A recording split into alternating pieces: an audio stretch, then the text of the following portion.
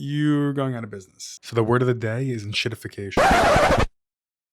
Enshittification is when an online marketplace or service deliberately degrades its services or features over time and screws the service provider or seller or the consumer or buyer. And we're seeing it more and more across every online marketplace today.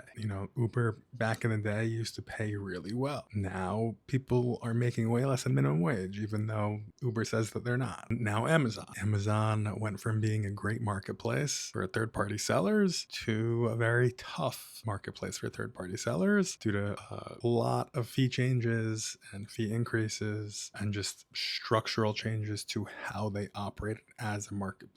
So it wasn't uncommon for sellers on Amazon to make about 10%, historically speaking. But that was 10% net. Everybody paid the same fees. Everybody sent the closest location to them. And then Amazon handled redistributing inventory across the country. That is no longer the case. Amazon really made that whole inbound process a shit show. That was just the tip of the iceberg.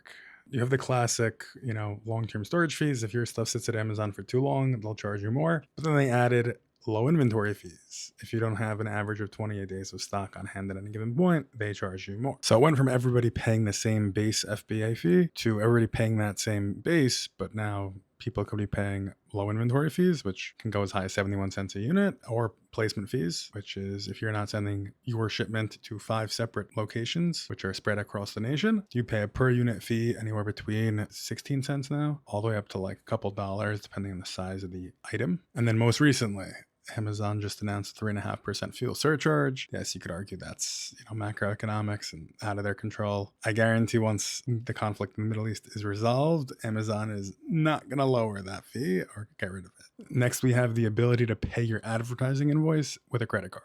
It used to be that you'd get a nice little cherry on top if you were running a lot of ads and spending a lot of money on Amazon on advertising. You'd get credit card rewards. And there are a couple credit cards that give you 3 to 4 times points on every dollar spent on ads. A couple days ago, Amazon just yanked that ability. So it's a great way for them to add 2 to 3% back to their bottom line. They're screwing the people who are making something like 8% net. Margins on Amazon are lean. And Amazon announced that 3.5% fuel surcharge, as well as the inability to pay your advertising invoice with a credit card anymore on the same day. So 3.5% plus, let's just go with a nice 2% there. That's 5.5%. If you were operating at 8% margins, counting for everything, including the cash back you were getting off your credit card, you're going out of business. I hate to break it to you. And that's the sad reality for most resellers, and some private label people too. But at what point do we say this game is stupid and let's stop playing because we can never win? The only person that's going to keep winning is Amazon because they hold all the power, all the cards, and everything else. And they don't even care about Amazon.com.